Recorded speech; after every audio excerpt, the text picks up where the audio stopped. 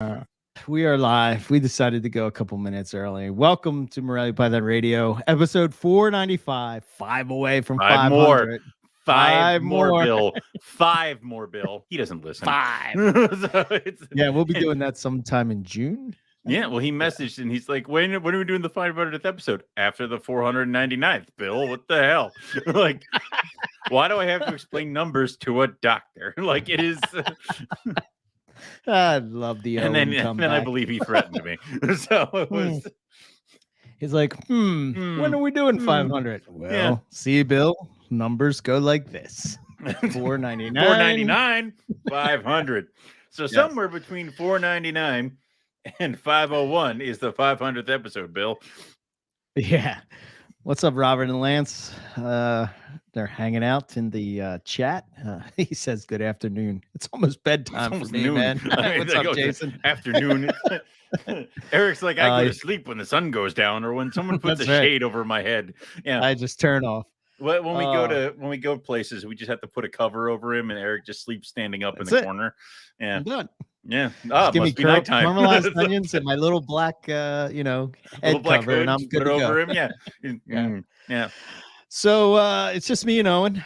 In this episode, we're going to be hanging out, talking about some updates with us, some updates with MPR. Yep. Some shout outs, and we did start a couple new things. We'll get into that when we do the MPR updates. But ask the question segment, and we got a couple questions. We have questions. That we'll hit on. Yeah. So so what's up, Mr. Colubrid King? Shut up. You prick. I'm sitting here and I got another carpet clutch and I'm like, yes, I'm not a failure when it comes to pythons. And then I'm like, crap, there's still one more colubrid clutch over python clutches. And I have 3 potential pythons still maybe going, but I have 2 potential colubrids potentially going. So I'm like, I might end up dead even. So, right. But yeah, dude, I just keep going with the eggs are so much easier. Like you bury them, you put them on a shelf. It's fine. Is that what you do? You just put them on the shelf? Yeah. I mean, I have them. They're all on top of one cage.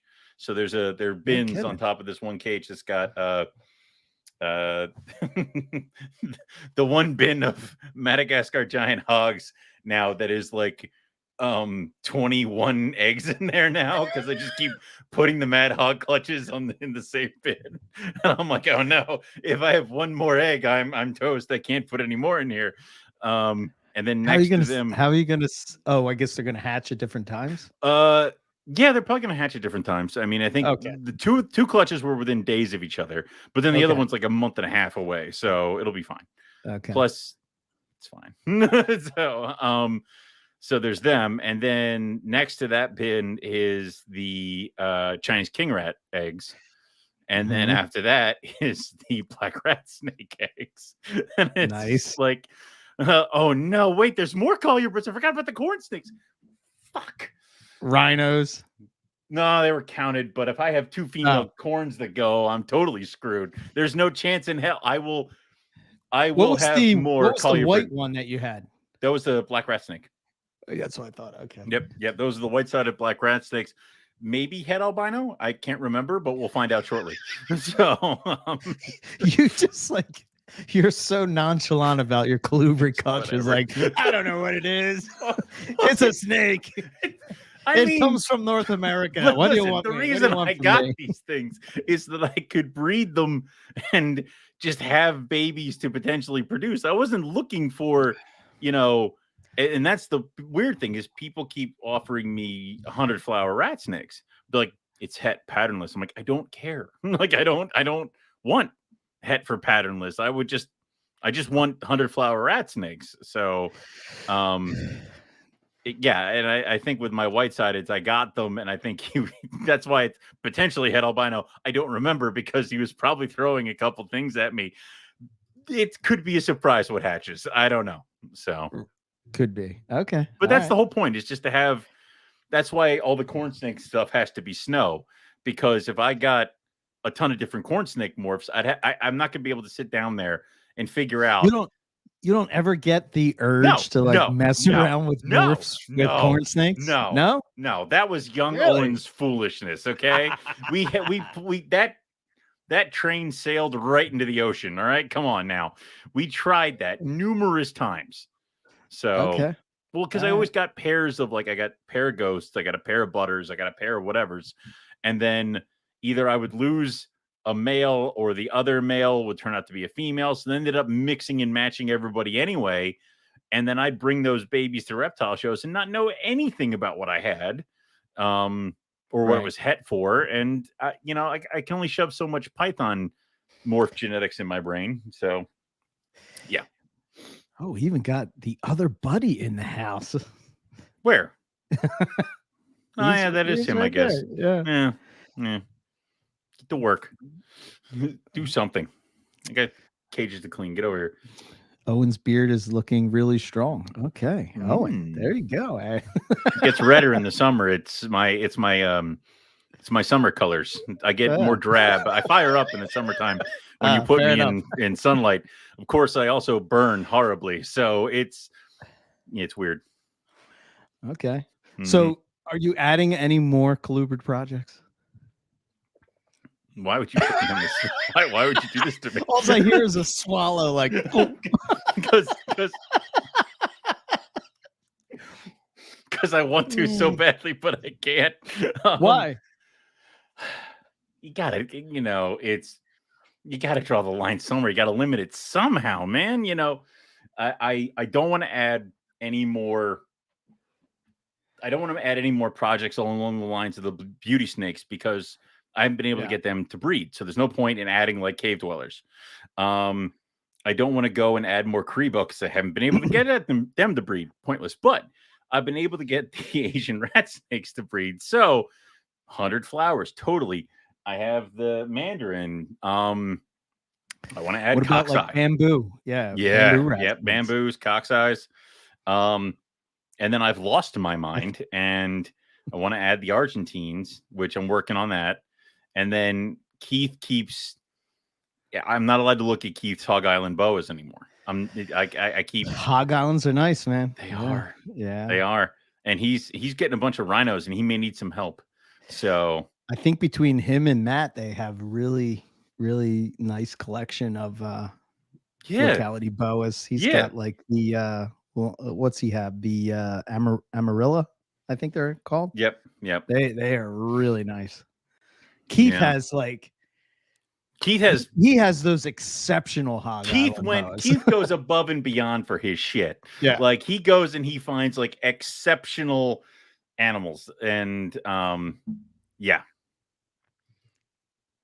How's the Duns coming along? I wish he would be a little bit better. He's finicky. He only wants he wants birds or scented rodents. Damn it. So I'm trying. He's smaller than he should be, which is unfortunate because he is also a lone male, so he serves. Like I could breed him to a Macklot's python and get everybody mad at me. I could breed him to a jag and make dun jags or jag dunai. Yeah. Nick would never speak to me. Kohler would punch me in the face. Yeah, he would. The next time he saw me. Yeah, like no. So what I'm doing is I'm working with him, but I know that Nick and Ryan are still producing. I don't know if they produced this year. I also know that Kohler's got more like what hasn't Ryan produced this year. I know. Doesn't that hurt a little bit? No, I'm happy, but also I'm like, God damn you! The year I'm getting married, do you think I have any money for this shit right now? It was killing it. I know Kohler's about a year or two away, and I know KJ is about a year or two away from getting success for theirs. So, we'll see. So cross it with an olive python. There you go. Yeah. No one would be okay with that. I wouldn't be okay with that. You would never know. Well, no, but dude, here's the thing. Like my female olive morph. First off, he's the size of like a 2-year-old, like 2.5-year-old Macklot's python. I put him with my female olive. She's gonna crush him and not know what was there. Yeah. Speaking what the hell of was that? Yeah. Speaking of, you said something about feeding or rodents or something, and I had this question on I don't even know, man. I'm doing so many podcasts. I can't keep them straight anymore. But I think it was Carpets and Coffee. And I was talking about I have these black mice now, and my snakes won't eat them. What? Like, so there's picky snakes that won't eat them. So the picky snakes, like picky carpets that I have, like the Tullies, won't eat the black mice. Archer River, Cape Yorks are super picky. You know, I'm trying to think what else. There's a couple other IJs that are sort of picky. But that's why IJs the funny thing along. The funny thing is like I mentioned that question to see if anybody else had this problem, and I was talking to Rob today, and he had mentioned that it's not so much that that the color, but the people that I'm getting them from probably got them from somebody else. So that's like a different bedding, a different food that they're being fed, which would change the smell of the rodent, which in turn would, you know, if you have a fussy feeder, maybe they're not going to accept it. You know, thaw it out with the rats. The other stuff, the rats, all in one, all that other stuff. Well, see, that's the thing. Forget it with the Tully. Forget it, man. That thing is not eating rats. The Tully and you have I have finally met my match, right? I've talked for the past 11 years. You love and I've never had a carpet. I mean, I've never had a carpet. Never had a problem with this carpet. It always eats for me. And then Tully's like, fuck you. Like, it was just... oh, even April's in the house. All right. April. But I finally have, which I'm fine with. I'm okay with, right? I don't subscribe to the whole with it? Because listen, this rough scale python up here, that one, the adult female that I got on loan, has not taken a single meal from me since she's been here, and it's driving me insane. Now, I know it's breeding season. She's an adult female, and she is locked up multiple times. It's okay if she doesn't eat, but it causes me physical pain that she will not eat. So, how are you okay with that? So it's funny, right? So Rob had that Tully, the female Tully. So I have a male Tully that you know, me and Christian are doing a project with, right? But that one's young, and that one eats mice, no problem. That thing's good. I know it was a tricky feeder for Nick, and so was this Tully that Rob got from Nick, right? So he has that. He has, you know, he breeds his own rodents, and he sells some of the you know, the overstock. You know, he sells to like local breeders and stuff. And one guy, Andy, he purchases from Rob, but he said that if he doesn't get the mice from Rob, certain snakes won't eat. They like, no, I'm not going to eat it. So this is the problem I had with the Tully. What? Why do you guys have this? And I got animals that will eat, like, you know, I got garbage disposals at my place. Well, because they know it's like when they come to your house, they're going to be handed a dish of food, you know. Here's your pile of food. Slop. Yeah. There's some bird, there's some fish. Yeah, there's a couple earthworms on that plate if you want.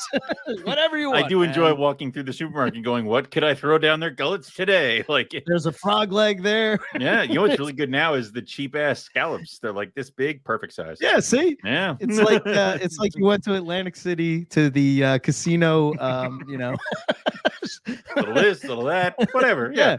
You know, it's like the buffet line. Going to the buffet. Here I go. Yeah. Oh, Eric Hernandez in the house. Mr. Red, man. The red coastal guy. So he's a very dangerous man around this time. Is when I can't believe you don't have. Well, you do have reds. You have reds. Jack, I don't have Eric reds because you know you have Eric B reds. You don't have Eric H red. Listen. Some of us cannot get onto a certain level that Eric Hernandez is on. So. But it's a very dangerous time right now because that's when he starts showing new babies and he's like, look at this. And I'm like, oh, wait. And then like a month later, he shows it shed and I'm like, it hurts my eyes. So, yeah. So THP is doing a raffle and Eric had put up an animal in this red animal and beautiful animal, whatever. But Justin goes and shows I was like, what are you doing, Justin? Why would you do that? He showed another animal from the clutch, and this thing is just amazing. And I'm like, oh no, everybody's gonna want that one. Oh man. Let me see if I can find the picture. Oh my god, it was insane how nice it was, man. So Justin promoted the animal that isn't for auction? Yeah. No, good job. So, but that it's dangerous. I'm gonna find it. Wait, here it is. Do I want one? Here it is. Also, I can't get anything from Eric yet because we have to eventually make some sort of trade for the Yakapori Depot stuff. So I got to keep him over there at arm's distance. I see what you're doing. I see what you're doing. It's called setting up future prospects, sir. So, okay. Look at this animal and tell me that Eric is not some sort of man when it comes to reds. Human. What the hell? Jesus Christ. Look at that thing. That thing is insane.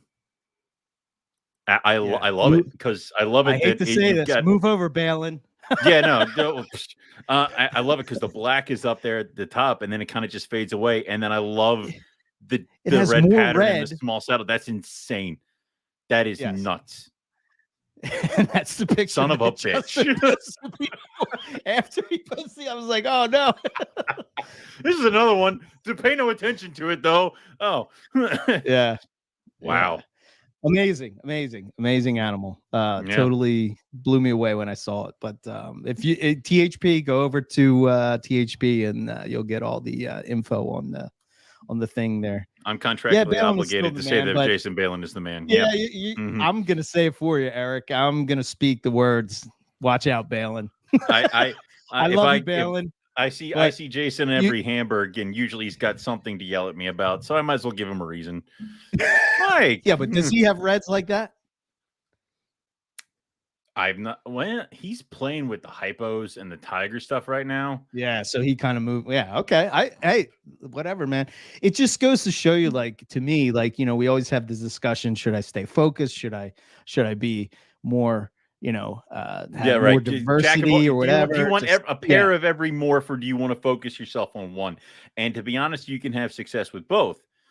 But I almost feel like zeroing in on one. I don't think you can. I think you can. You have to make I think you can. I think you can. But okay, you're going to have a lot more animals. Stop it. When you get focused, that's what you produce. Right. That right there is what you produce. So if you remain focused, you can have less animals, and you can have, people will come out and search for you. Like Eric is up there with the people producing reds. Yeah. Got it. No, he is the guy. He is the guy producing. All right, fine. So, but you could still have some of his red, some other projects, stuff like that. Sure. It's basically, do you want to expand yourself and be a Nick Mutton where you have to produce a ton of all the different morphs out there, or do you want to produce 2 or 3 of something focused? Yeah. Right. Yeah. That's how you got to do it. It's just you just have to swing either way. If it's where you kill yourself is where you sit in the middle and you try to produce everything with a very small collection, and that does not work. Right. So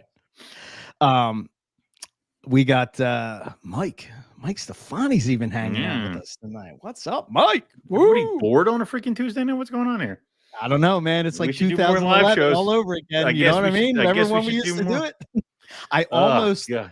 I almost played our old intro and the blog talk radios thing before we started, just for shits and giggles. I forget who it was that was like, I was driving through the car today, and because didn't we used to have like a Tool song or something like that play us in, or yes. Yeah.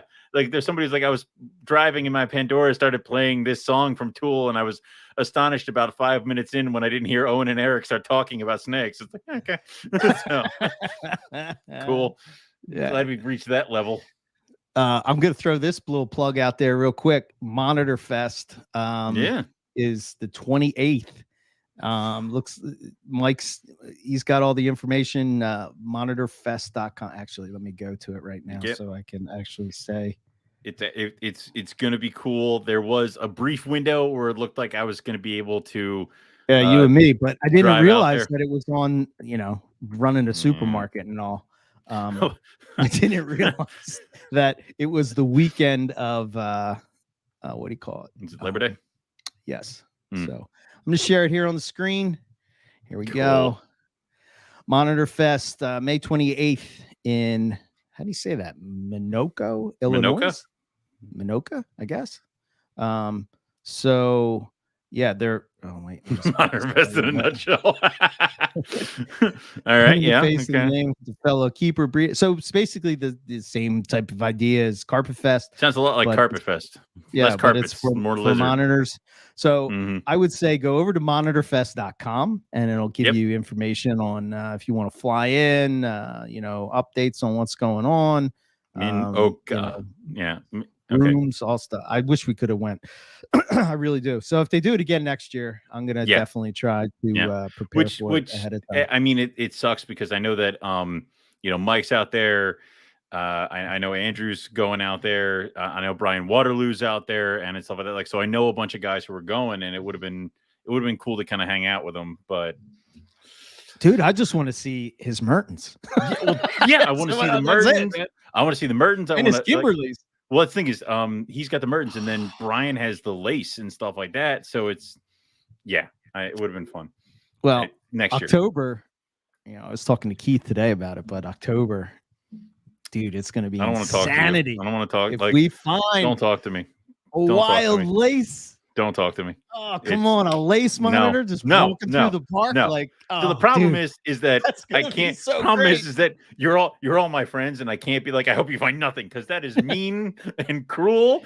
But it is just, yeah, there you go, Robert. Carpet Fest on 4 legs. I like pretty it. much. Yeah. Well, since we're all losers and we can't do Carpet Fest this year because of various it's a shame we don't have like a buttload of cash that we could just dip into and go places. Yeah. Owen had to get married. Go to the Spring store and buy shirts. This is how we get to go to if you want to go to Monitor Fest and stuff like that, buy shirts, and we can possibly think about it.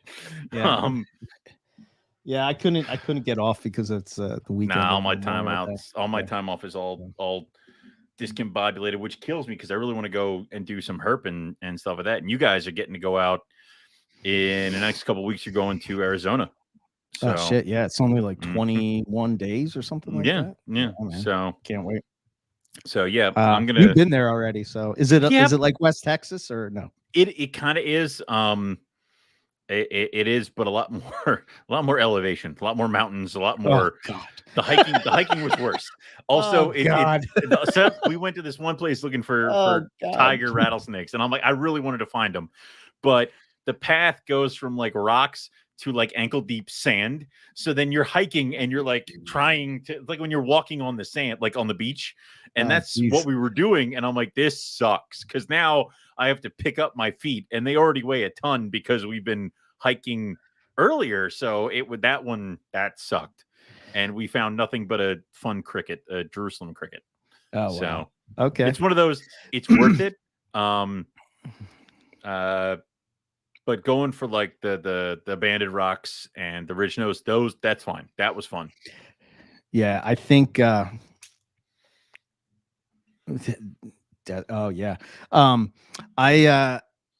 don't know, man. It's probably going to be my last herping trip in North America now that Australia's back. Well, come on. We can't all go to Australia every time. We have to at least do one.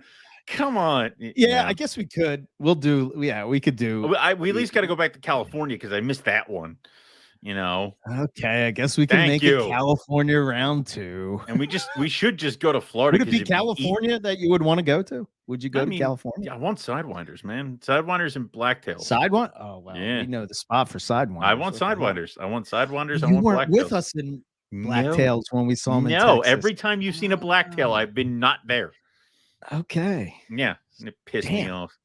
Are the blacktails in Arizona? I don't even know. Shame on me. Yeah, probably, because they kept saying right? Well, that was the problem. It was one of those species that they said like, oh, we'd be tripping over blacktails. We didn't see a single fucking one. It was a Durat Road olive python situation where they, in hindsight, whenever it was telling us we'll be tripping over them, but we didn't see a single one. It's just not true. I know. Not true on the Tuesday that you were there. I get it. Exactly. As I was walking away, they were all coming out onto the street, like behind me. If I just turned around, McIntyre's gone. Let's go. He's gone. We can all come out. Yeah. All right. I do want to go herping back down in Florida again. So Florida, I'd like to go herping in Florida, and I'd like to check out Snake Road. Yeah. I mean, you can't be a snake lover. Yeah. And you can't be and live in the United States and live on the East Coast, very close. I would imagine that's kind of like a trip to Tinley Park. It has to be. I mean, plus we could just get on a plane. That would cost yeah, next and to also like nothing. you can scratch off so many. You can visit your in-laws. I can visit mine. Like you just scratch all those things off the list. I think we were supposed to go up to Roberts in July. Yeah. Oh, cool. I thought that's when we were going to go. That's when we were planning on going. Yeah. So. And then that'll be a MPR. So, I don't think I mentioned this. Pennsylvania trip. Oh shit. So my mother-in-law is hiking, and she's walking through Ocala, Florida. Okay. And she sees this weird tortoise. And now gopher tortoises are totally around there, so she takes a picture of it. And she doesn't have any signal, so she gets back to her car and sends the photo to Melissa, who sends it to me. Right. It's a leopard tortoise.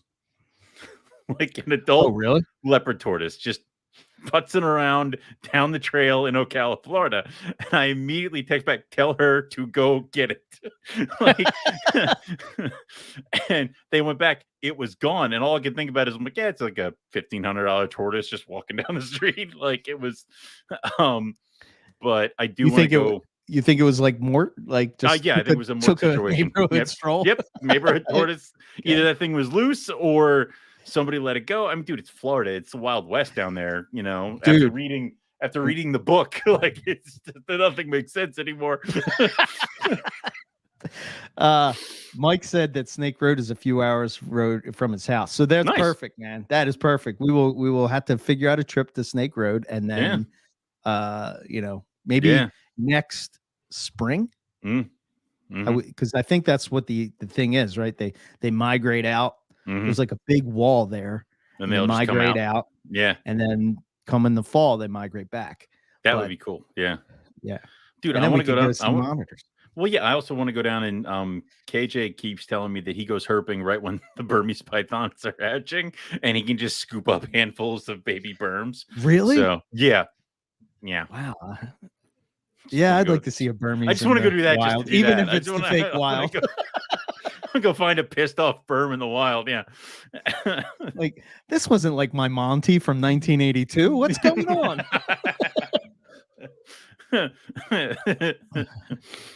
It seemed like everybody had spring and fall. Okay. All right, Mike. Well, I'll have to touch base with you and we'll have to work that out. We could definitely make that happen.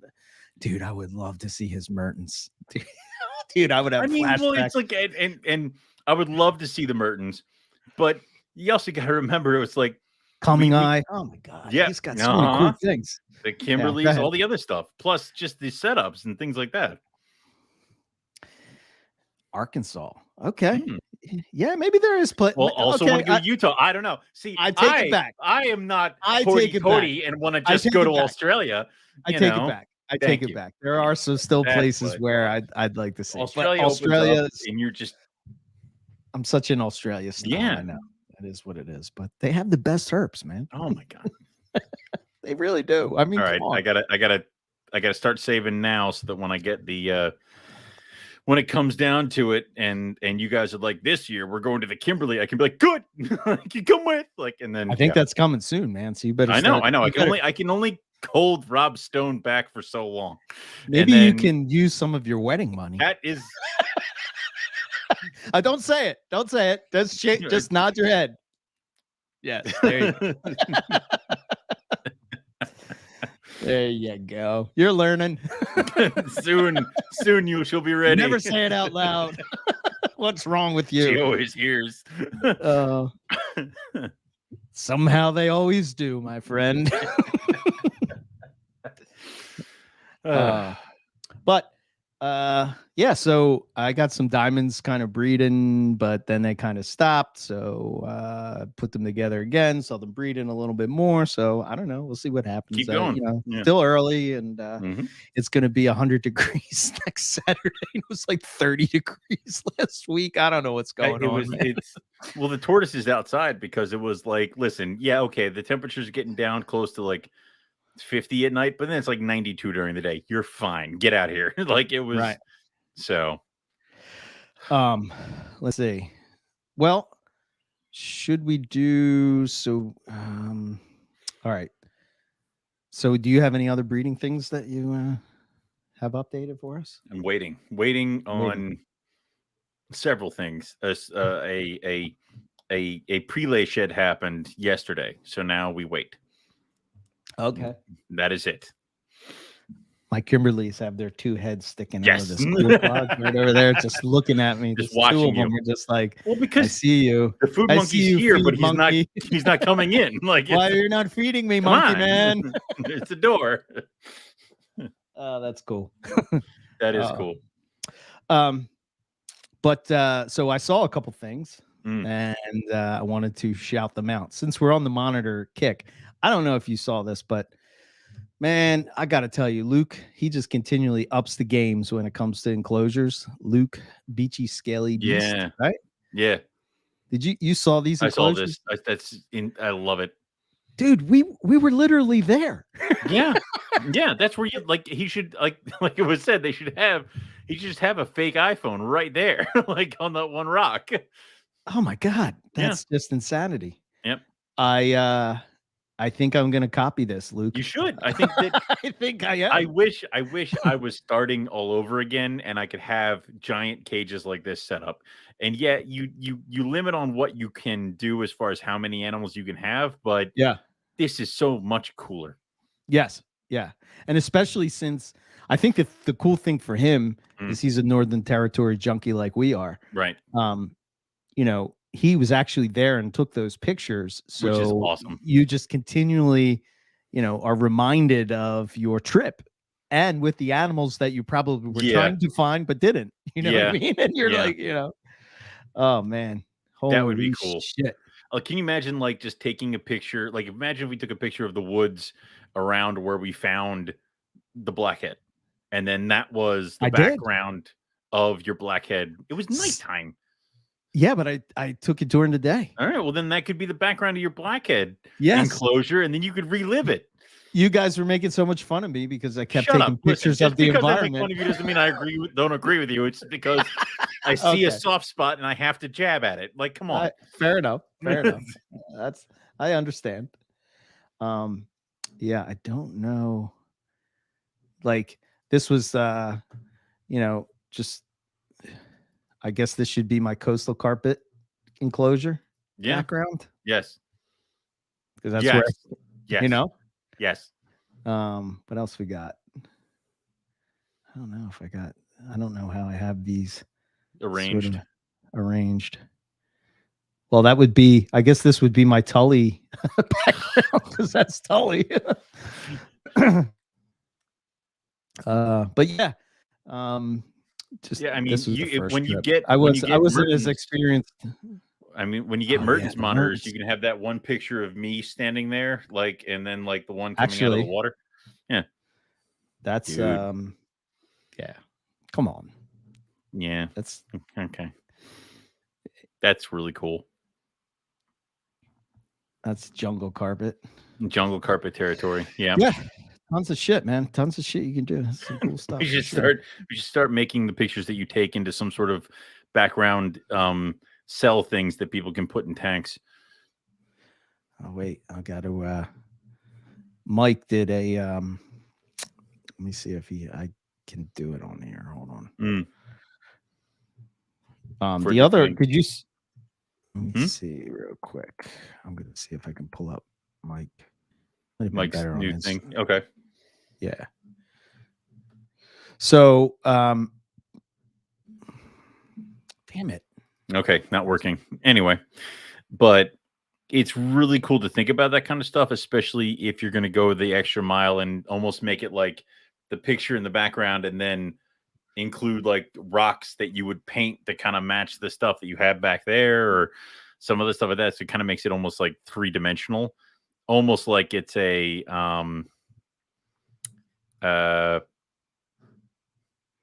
almost like it's pretty much you're making a zoo enclosure in your house, which is awesome. Yes. Yeah. Yeah. Copy image. Okay. Let me see if I can do this. Let's see if I can do this. So, yeah, I think I can. So this is Mike's new enclosure. Okay. That sorry about that pause and dead air. Dead air. Pretty cool. I do like it. Yeah, there's a lot of tunnels and stuff for it to go into. I guess this must be like the Zoopoxy stuff, but look at that background. I guess that's all like wood and it looks like trees cork almost. tubes and stuff like that. Yeah, it looks like he added some holes to that one, but that's awesome. I like it. Great job, Mike. Yeah. I imagine those are awesome to work with as well. But cool. Yeah. What and else? then did you see this is one for you, Owen. Mm-hmm. I was amazed by this, and I shouldn't be surprised, but on Facebook, he goes, it's a he-she, I think it's a husband-wife couple. Okay. Heather McCallum. I think they're from, I want to say they're from Scotland, maybe. Okay. Somewhere in Europe, right? But hold on. They posted up a 21-year-old ring python. Yes, I saw this. Yeah. The color on this thing is but nuts. ring python colors fade. Yeah. No. I think it's just like we always thought, right? Some selective breeding, and maybe you'll be able to get it to. I know Heather, and I know Heather has some really good ring python stuff because I've been like wanting the ring pythons, and they're not in the continental US, so they're not within my grasp. But yeah, dude, this is what you can get with this kind of stuff, with just some selective breeding for color, and it's so weird that ring pythons have been around for that long, and we just haven't pushed towards it to where we got black and yellow jungles. I bet you could get really nice orange and black rings easy. Yeah. Or even go the other way, and just because I know there's the aberrant ones where they kind of cut down on the black, you could go the other way and just get a lot of black on it. Yeah, 100%. So that's good, man. You need to get some. I would probably search down some Kyogen stock for. I have luck, right? I have the ring female, which she's eating me out of house and home, and is slowly pushing to the point where I need to get her to a bigger cage. So I got to get a boy, but the problem is you got to make sure that they're kind of close to the same size. So even if I get the boy, it's going to be years before I can try breeding. So okay, yep, yeah. You probably want to get another pair too, because probably just want to do that, each other. That's pretty cool. Mike was saying that that arboreal termite mound is a heated nest box too. So cool. There you go. And then I thought this was pretty cool. Ben Frame had a fresh shed of a 2020 female bredli, and it has like this crazy amount of black that it's still retaining, which is interesting. I kind of like the dark looking bredli. That's too much black. It's really interesting, ain't it? Yeah, the black. I first saw it, I thought it was a cross of some sort. Yeah. I was like, is this another Boland's python cross? Well, the black should start by the tail. There's no red at all. Like, to sit there and be like, it has a little bit more black than usual, I'd be like, okay, so it just drifts up a little bit. No. There's no red on the animal. Like, you can kind of see a little bit on the side. Like, right down here at the bottom, there's a little bit of red. Yeah. That is cool. And even up at the top here, it's very black. It's black. You know, where that's usually a little bit redder. Also, a little bit redder. It's usually red. The animal is usually red. It is not. So I know in the past they've had that one that kind of hatched out. I think it's in the Barker's book, isn't it? It looks axanthic looking almost. Oh, that one. Yeah. Yeah. There have been a couple bredli things that hatch out and are kind of weird. Like there was that patternless one. That I'm not sure what the hell happened with that one. That's in Australia. I just saw an update on that. I'll have to bring it next episode, but I have it sort of in the queue of things to talk about. But this thing just stood out to me, and I was like, wow, that's really cool. Well, it's a 2020, so he did what I keep talking about. He waited till it turned 2, and he posted a post shed pic. So good job. I'd like to see when it hits about like that one size thing where like they get to be about like almost about a foot and a half, when they really start to expand and have some cool colors. So yeah, I'd if be it curious to retains see. that, Yeah, man. Yeah, everybody try. I see. I kind of like the red at the top and black at the back. You know what I mean? Like I like that look. But having one that has no red is having one cool that goes the other way and just gets black all over. Cool. Yeah, I'm down with that. And then yeah, that's kind of the shout outs that I had. I saw that Paul. There was one that I saw, which I thought this was interesting. This an axanthic tie. I kind of think that this thing has to be crossed because it looks too IJ to me. Axanthic tiger. Right? Well, did you see this? I did, but Paul's Balin stock was really cool, but then he bred it to other coastals that he had over there. So if you look at his tigers, they like totally don't look like the tigers that we would normally have here because he bred it to other stuff. That almost looks like a tiger Darwin to me. Yeah, I was about to say that looks more Darwin to me. But it's an axanthic tiger. Does not. Yeah. But he bred it to a Hypo head axanthic. That's what's going to start happening is the Hypo axanthic stuff, because I know that Nick just posted up his holdback Hypo super tiger, but the idea super of Hypo tiger ghost tigers. Dude, that's think about that. Think about that, like purple blue, tiger coastal, and now put that into a tiger. I mean, we've seen really good looking ghosts in Australia, and really good looking ghost jags. We have not seen ghost tigers. We've not seen really, really good looking ghost tigers. No. So that would be very interesting, especially looking at what the super Hypo tigers already look like. Yeah. So they're going to be lavender, man. I need to not look at them too much, because all I can think about is like I could use a Hypo tiger boy. Like I could do that. No, I can't. Like I mustn't. Man. So you better hold on to that wedding money, man. I got to go through somebody else to get to that. So, oh man. But god damn, dude. That's awesome. Yeah, it's just that just was one that popped out to me. So yeah.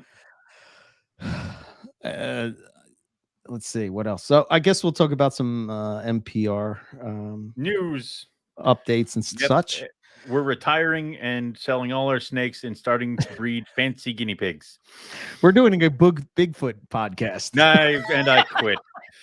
It's the believer and the skeptic is what it's called. I quit. What's bad is that my Facebook is like, "Are you a Bigfoot fan?" I'm like, "No," and it's like, "Oh no, there's several events happening in Pennsylvania." I'm like, "Go to hell!"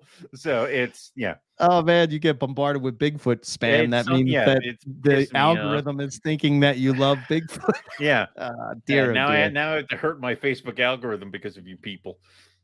Yeah. Well, it's not but love. Don't worry. I get all short things, man.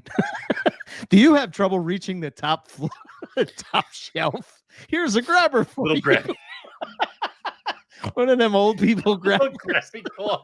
You're like, I don't need that. Add to cart. Like it's. Do you sometimes slip off the top? Do you slip from the chair? Here's a better stool for you. See, you got to make fun of yourself, man. That's all it is. It's bad when Dory has to set up little steps for you to get into bed, like for the dogs and stuff. Like, no, this is easier. Your stairs, Eric. Oh, thank you. Now they make those homemade child seats that give you the boost, like when you used to go to the restaurant in the early days. I got one of them too. Yeah, I just went crazy, man. Spent like crazy on Amazon. So what's going on with MPR? MPR. So apparently Instagram seems to be the new place nowadays for things to go. And we're going to try to up our game on that platform and sort of it's going to auto publish to Facebook, But I gotta be honest, man, I hate Facebook and everything about it. I don't like going there. I don't like seeing anything on it. I hate the setup. I hate everything about it. So Instagram is much more doable for me. And the only thing that really kept me there, I started to think about it as like, just because this is what I knew. So I kind of forced myself to sort of to do more. I think the only problem too that I always had with Instagram was that you can't really share things like you can on Facebook. But I'm learning more and more that you kind of can, but you know, it's just not the same. But this is anyway, why we have interns, you know, to teach old to people teach like us, the old people, you know, how to do the how to things use with the the children. socials. Yeah. Should we get a TikTok? Riley's like, no. It's like, okay. It's not. That's TikTok where I is draw the not line. for you. Okay. If we get TikTok, Owen, you're in charge of TikTok. No, I can't do it. And it will flounder quickly. So, right. So we're trying to think of ways that we could like, you know, make the, I guess the content that's coming up on there a little bit better than just like, hey, new podcast. How do we appeal to you, the young crowd? It's like. Mike needs a step stool too. I'll send you the link, man. Oh, yeah, okay. There we go. We're helping. Yeah. Now we're helping people. Yeah. So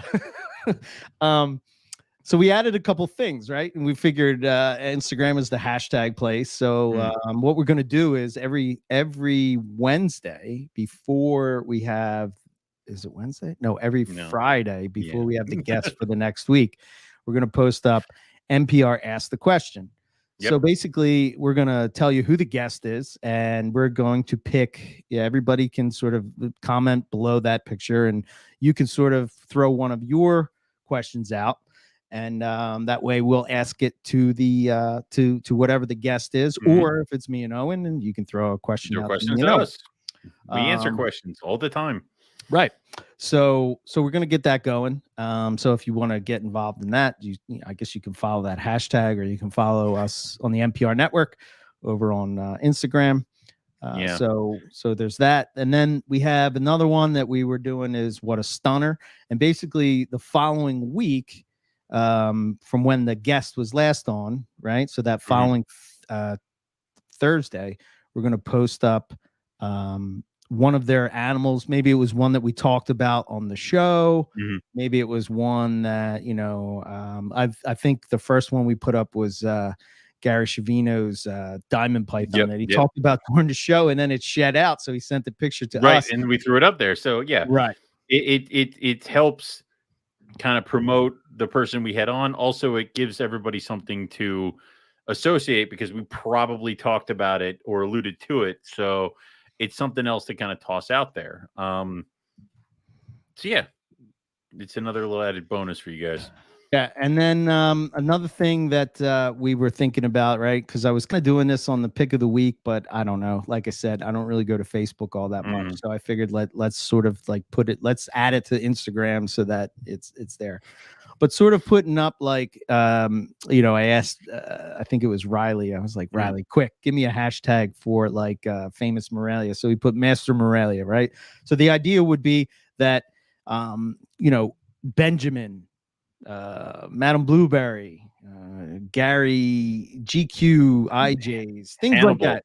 Hannibal, you know, Poster Child, Bullwinkle. Why am I thinking of the IJs? Yes, I know, right? Bring it. Damn it. You know, or Eric Hernandez's Red Coastals, or, you know, Gamma Line Jags from John Battaglia, Tigers from Jason Balin, you know, things like that. We're going to put up and highlight. The first one we put up was Graham Poolboy, which was our first winner of our MPR calendar contest in 2012. And oh, that's a deep cut.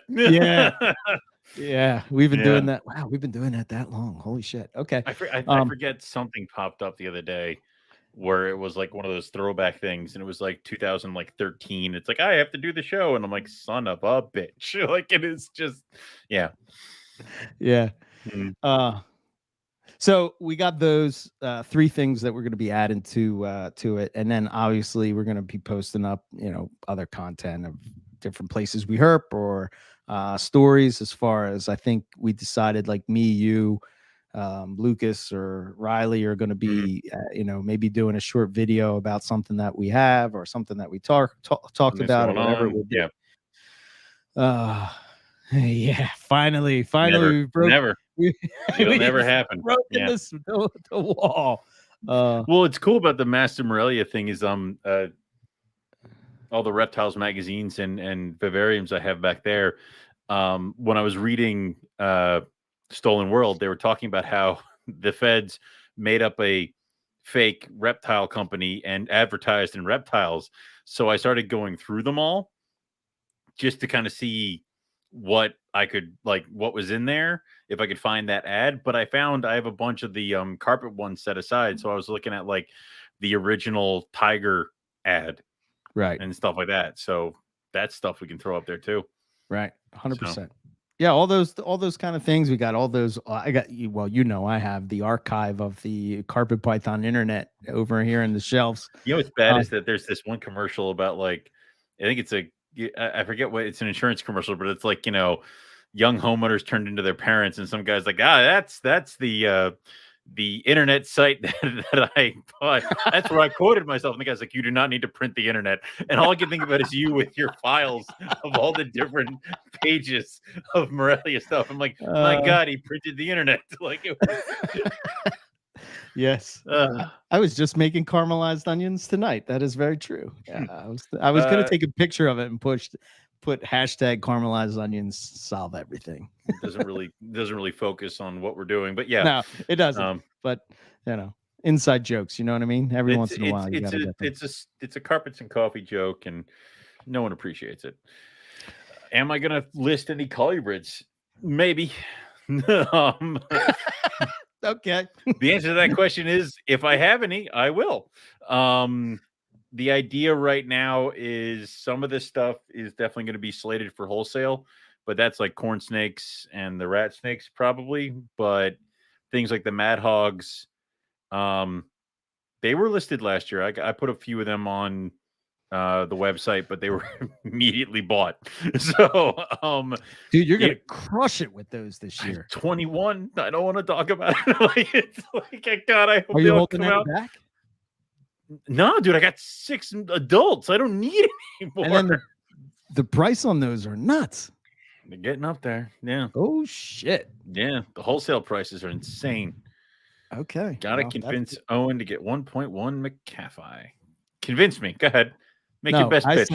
I said that I'm just going to give him. You have no. No. You don't have a choice. No, I refuse. You don't have a choice, my friend. There's no refuse. I kept throwing my arms up and running away from you when you had the gelatinous, and it seemed to work well. No, I just didn't have the ones you wanted. If I would have had the striped ones, you would have been going home with those. My problem is I'll be running away, and you'll be like, here, Melissa, just give these to him when he calms down. And I'll just be like, no, like in the background. So, yeah. Yeah. Don't worry. You'll get them too. God damn it. Damn it. I got to keep you somewhat in the carpet python world. You slowly become a colubrid guy. You know what I mean? Like, you and Rob had a meeting where it's like, he's going too far. We have to get him back in. He keeps going. What is going on?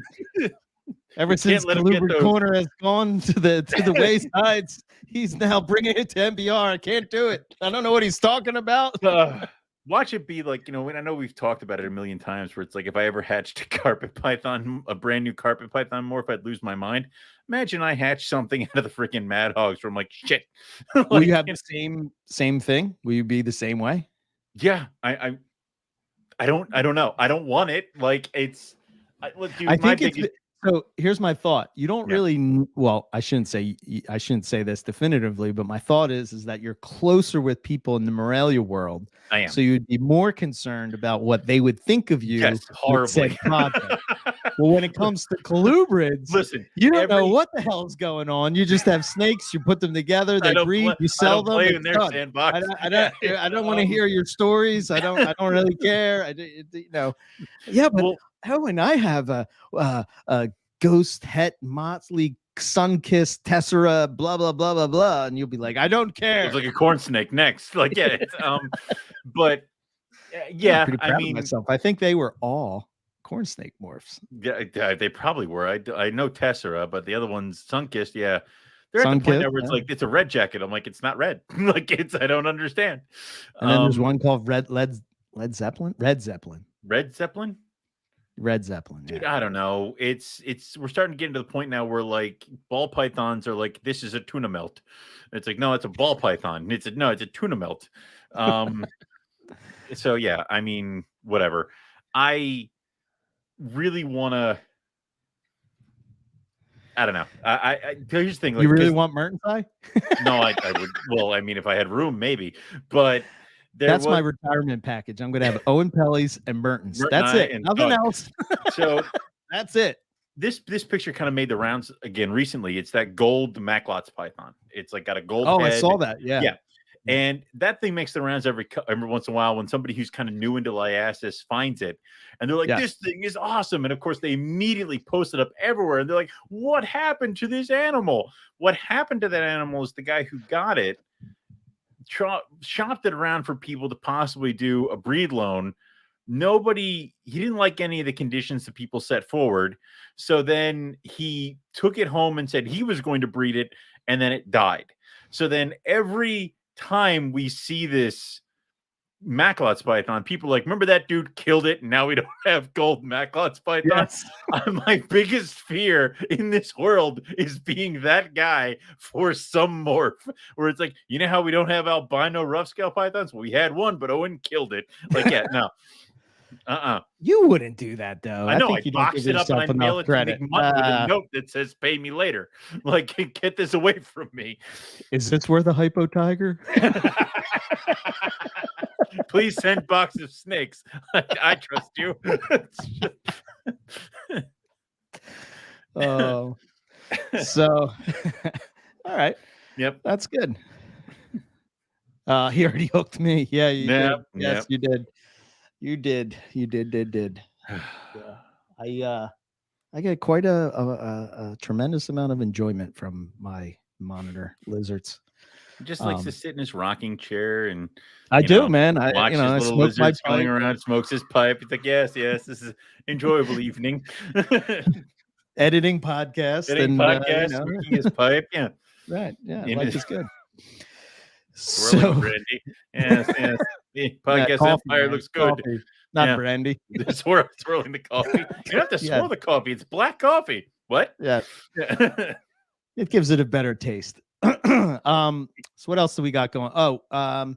Riley did a whole bunch of editing to put up MPR stickers of all the different podcasts and all that kind of stuff is over on the Teespring. Oh, you got one already? He mailed me. He mailed me this one with the Mandarin, so I slapped it on my thing. That's cool. I like it. Yeah, it looks good. So, NPR. They're nice stickers. Yeah. So them on anything. So you can go to the Teespring store and you can check that out. So we worked on that. A couple other things we got in the works, but I think that's kind of like the main gist of where we're at. So let's do our first Ask the Question. All right. So we got two. You want the easy one or the hard one? Give me the easy one first. Okay. I assume we're both going to answer both, right? Yes. Yeah. Okay. But I'll ask you and you can answer first. And okay. So Snakes and Crafts posted up, how do you deal with a loss in your collection? Whether it's a favorite snake or if it was well, it could be anything, right? It could be reptile, any type of reptile, but and if it was something that was involved in a future project, besides crying and well, I mean, there's that in the corner. Breaking your hand against the wall. Yeah. There's I should say this disclaimer first, right? Yeah. If you do it long enough and you have enough animals, eventually you will run into this. Go ahead. Yes. Sorry. Yeah. Obviously, you're not made of stone, so this is going to hurt, and it'll hurt on different levels, and this, that, and the other thing. Especially if it's something that an animal you may have been attached to that you raised up. I mean, I've had that happen. It sucks. you kind of got to let it go for a little bit. Don't try to make any rash decisions immediately. I feel like a lot of people who are like, say the animal dies, the frustration builds, they get upset, they end up burning out the project that weekend or something like that because they don't want to deal with it anymore, and then they grow to regret it. I would say don't even think about doing anything for at least a couple weeks, because then also there's the other part of it. Say you bought a pair of snakes and you lost the male, and you panic and you go online and you buy the first male you can see of that species. Well, now you got a boy coming that doesn't really plug into your system, your projects, or anything like that. And say the male that would have been perfect or would have been better than the one you originally lost appears online a couple weeks later. Now you've got to either spend the money again or not. So I would say the first thing is don't make any quick or rash decisions. Let it almost stew for a little bit.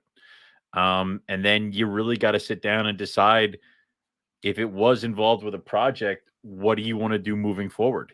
Do you want to keep the project? Do you want to pivot and use the same project to different animal? Do you want to get rid of the project? You kind of have to have that come to Jesus moment of, is it worth you keeping, or is it worth you continuing? I have an example. I had a pair of Eastern Black King snakes I got from Joe. I was raising them up and I lost the male. So my original idea was to replace the male, and I just kept not doing it. Joe wasn't breeding them anymore. Didn't really have the connection I had before. And I just kept feeding the female until eventually got to the point where what that project would have fit into, I bought another project that kind of took its place. So I got the Bairds. So the Bairds now kind of replaced the Eastern Black King snakes, which meant I was able to decide, like, I had that moment where it's like, do I replace the male or get rid of the project? And I decided to opt to get rid of the project, but that was almost a year and a half after the male died. I decided to get rid of the project. So gotcha. You can't just decide to, don't do it quick. Otherwise you're just going to be pissed off that you got rid of it. Yeah. So, okay. That's your, what about you? So I'm gonna think about this from a breeder aspect, right? So if you want to be a breeder, one of the things that I've done a couple things where I've made mistakes, and sometimes those mistakes have sort of gave me a safety net, if you will, right? So if I'm doing some type of morph project, my thought would always to be get one male that was a visual, and let's say it's a recessive gene. Let's say it's like albino, right? So I'll talk about that project, right? So I had an albino male, and then I had a zebra head albino female, I had a caramel head albino female, I made a tiger head albino female, I zebra, or I said zebra. I went around and I made an axanthic albino, double head snow, that kind of thing. I made one of them. So I had all these females that I was keeping around. But I think the thing that that I learned when it comes to that is that you have to also think about those males, especially if you're going to do a breeding project, right? Because if you just have 1.1 of this group, then are you really going all in with the breeding project? So I think if it's going to be your main, like a main breeding project for you, let's just say like, it's you're going to produce zebras, right? You're going to have like maybe different female zebras from different, maybe you want it the pattern to be a certain way, maybe you want it to be more black, more yellow, you want colors it to be different, more 50-50, maybe a little bit stripe going on there, whatever it would be.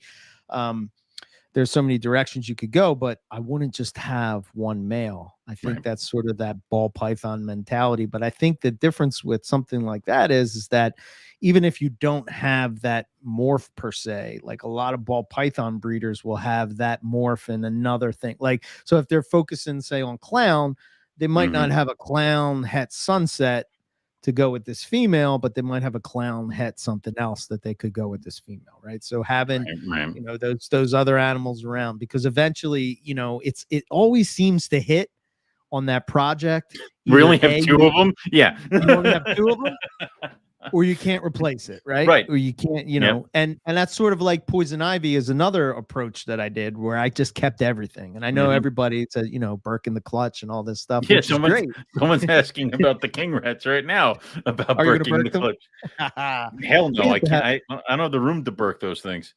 We need an MPR dictionary. Yeah. To translate these things. We do. We need it. Yes. It's wheelering is we need a fan wiki page where somebody can just put in all the things that, you know, are in there. But I think with the poison ivy thing in particular, I only had one female and I had 9 males. And then the next time I didn't have any females and I had all males. And, you know, it started to make me think like, you know, what's going on here? But keeping them all back, maybe I missexed them, right? So this is my first thought, right? Is that if I missex them and then I go to raise them or breed them, or maybe I feed them in different strategies based on what their sex would be, especially going into a breeding season, could really, you know, screw things up. God forbid something happens. Like it's or you know, God, you know, things like crazy things can happen. You know, people have lost thermostat goes out. People have lost entire collections. Yeah. So I think if it's an important project, like let's just say that Imbricata became available right now. Eric's like, I will buy 6. Somebody over in Western Australia is like, you know what? We're screw rest of Australia. We are exporting our captive bred reptiles. Somebody ships a box to Miami. It's immediately confiscated. It goes to somebody we know. Yeah. I know I can sell Burke some Imbricata. There's no way he's not going to buy it, right? So, you know, it calls me up on the phone. Point Fish and Wildlife know that if they get Imbricata, just to call you. So they've come, Eric. Oh, thank you. I would not buy just a pair. I would not, you know, because that would be you know, for one, it would be you know, that would be something that would be very hard to get again. Yeah, it's, you know, and it's one of the things. If it is a rarer project, like right now, I wanted to get 2.2 of each phase of white lip. And I had that glorious 2.2 black face white lip for a full 48 hours until one of my boys died out of nowhere. So now I have to try to find a male to go with the two. I now have a trio, and I don't like it because same thing. What happens if my other boy dies? Yeah. And, you know, things happen or whatever. So that's one way. Now, as far as like one of your favorite snakes, that sucks.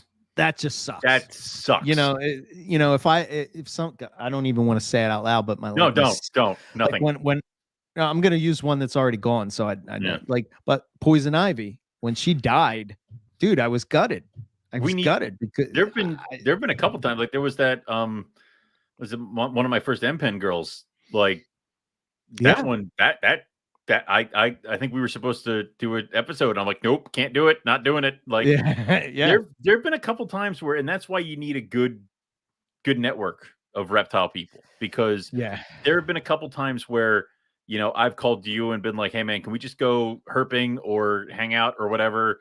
I'm not feeling it. And Matt has called us and said, hey, can we do like a cookout thing or this other thing? Because like you need that group to keep you solid. Otherwise, you will become one of these people that just sells everything out of frustration and being pissed off and unhappy, or you'll get depressed and then the care of your other animals will go down. So I think it's not realistic to think that, like, I think we have this idea that like you're going to buy a snake and you're going to have it for 20 years. Right? No, but I think that the idea that is just going to happen every time you buy a snake or buy a reptile at all, it's just unrealistic because they're living things. You know, you know, I've had snakes that, you know, I was just telling you a couple. What was it? I think one of the episodes we were talking about this, but like, you know, a couple years ago when I'm using Frontline, I think that like it was sort of it made me have this false sense of security that it couldn't harm the animal, and it ended up killing a couple of snakes that, you know, were important to me. And, you know, now I don't have them, you know, so it's just things like that. You know, you could just be treating them for coming in to go into quarantine and, you know, they die, you know, it just sometimes it happens. It does. I mean, there are new and fantastic ways for them to kill themselves all over the place. And it really does suck. And, you know, I think it probably happens more often than people think, and I think it's one of those things where people don't necessarily share it all the time because you don't want to talk about it because in, then in the metaverse everything is positive and happy. You know right. what I And mean? also, you know, I could tell you something that, like, you know, an animal died and it's a 50-50 shot whether I get condolences or I get somebody who's like, clearly you fucked up or you did this wrong or you did that wrong, which even if I did, I don't want to hear about it because whatever you're about to say is not going to be as mean as I was in my own head. Like it was. And, you I know, guess that's why having that that group of people that you can sort of, you know, like your inner circle in reptile world. Right. Yeah. Like, look, because man. you also feel bad. You feel kind of ashamed about it. You don't want to, you know, you don't want to, especially if like you bought it from somebody or got it from someone who asks you about it later.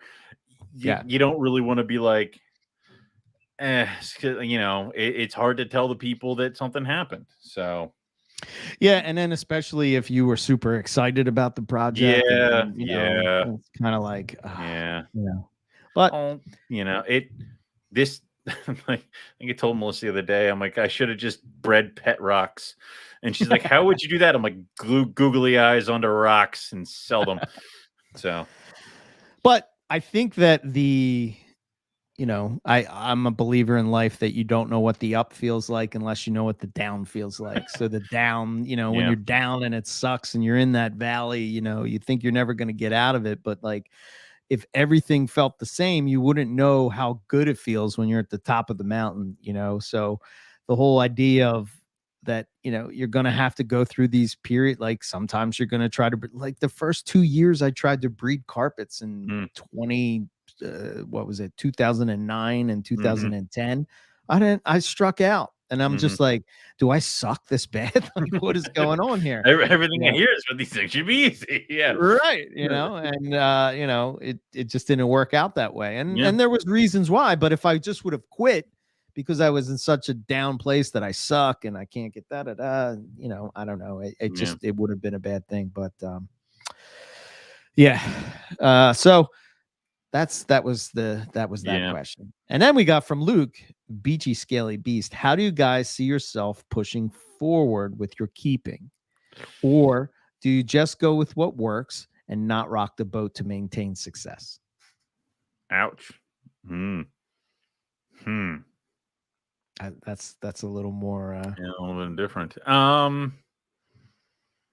would say how I'm pushing forward with my keeping is trying to explore outside of the box of that it must be a European line white mouse with red eyes, and that's what my snake will eat.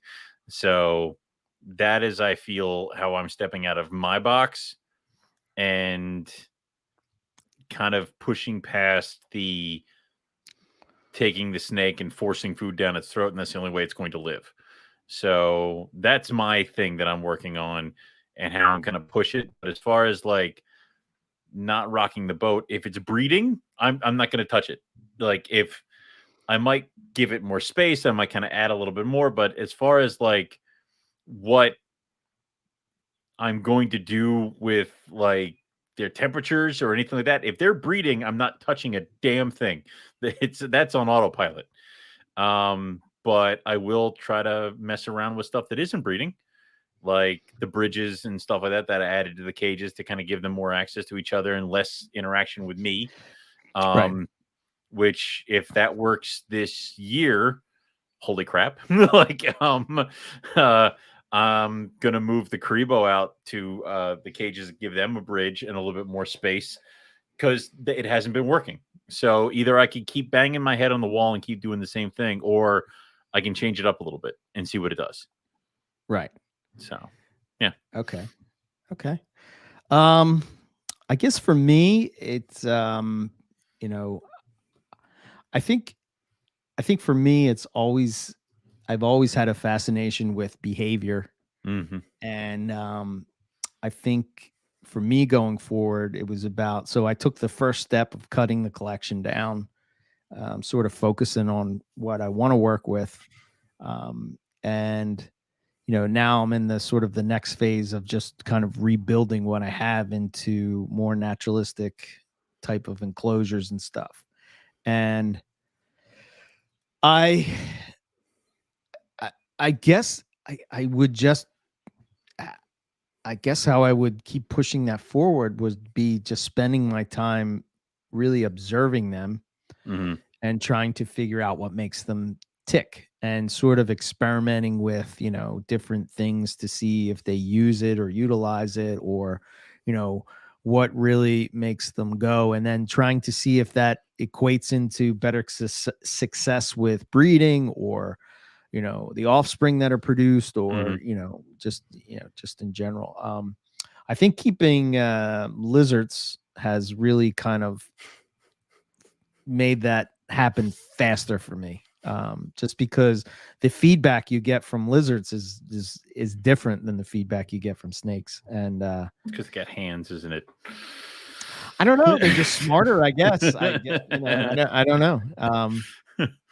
I don't know. I guess that's how it would go.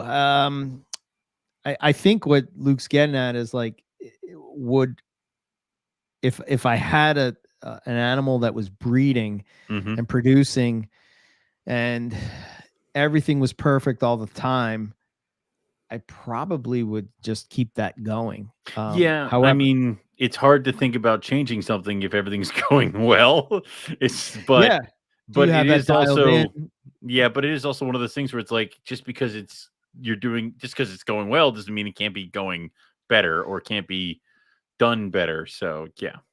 I think it's just interesting currently in the snake hobby of things that it seems like the snake group of keepers are the last to sort of embrace, different strategies for improving.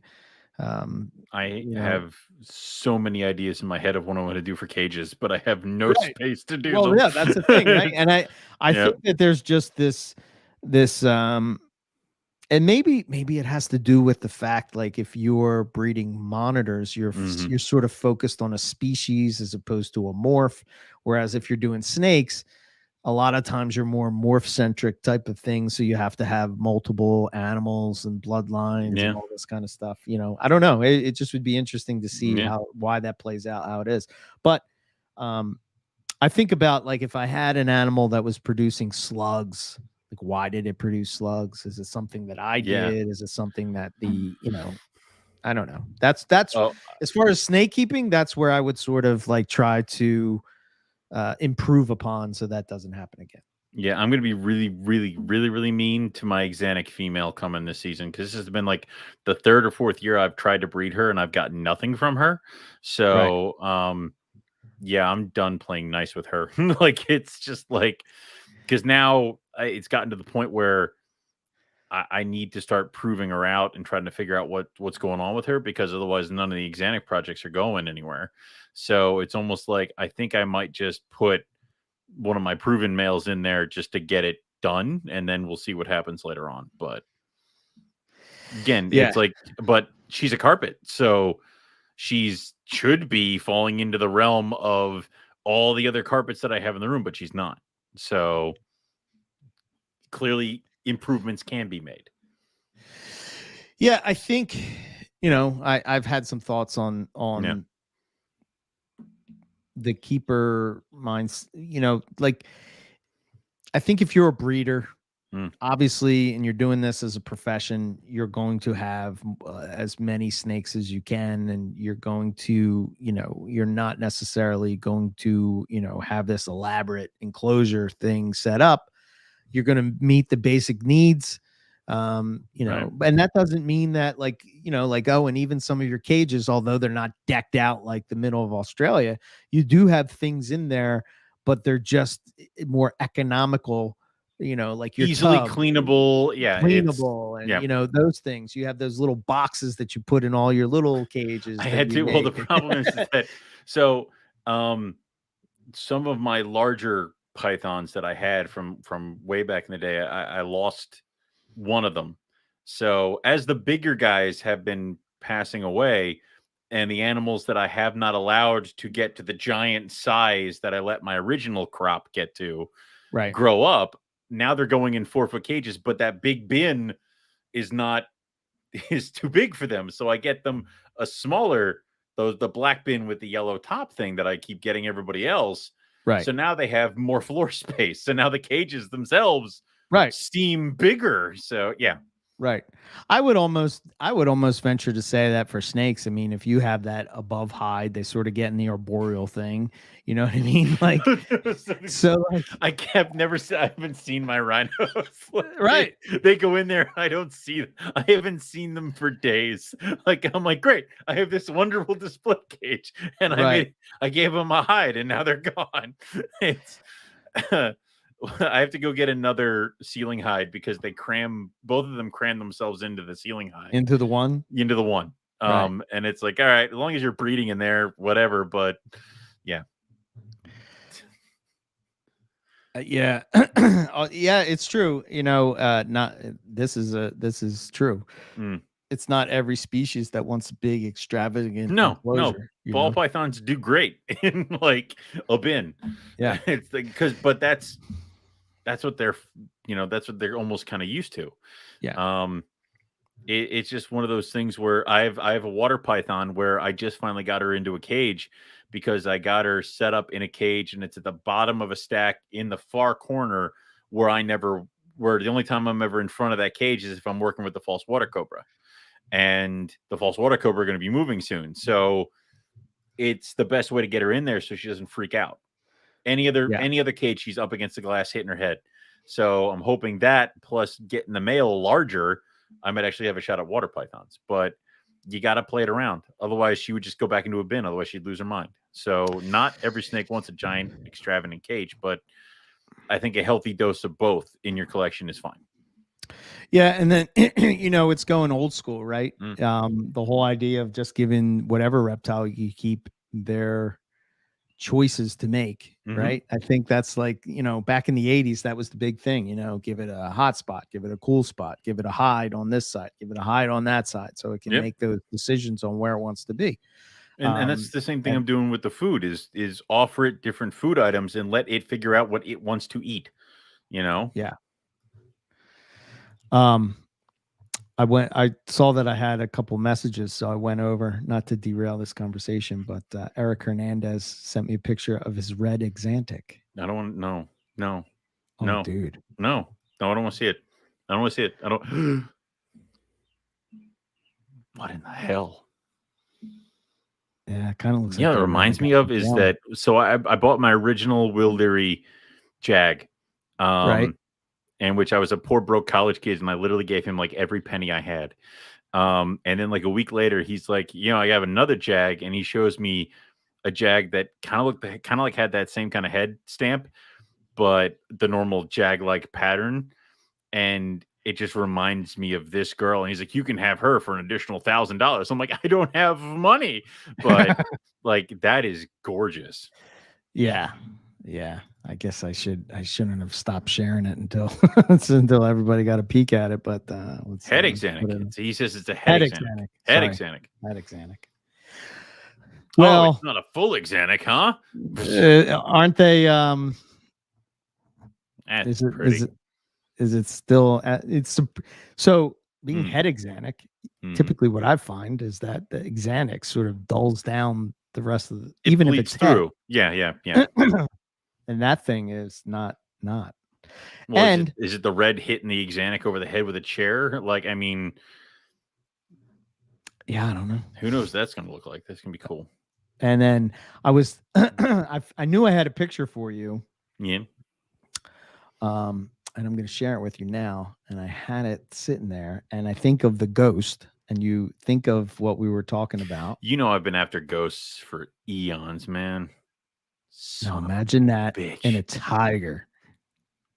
Telling you, dude, it's going to be a lavender snake.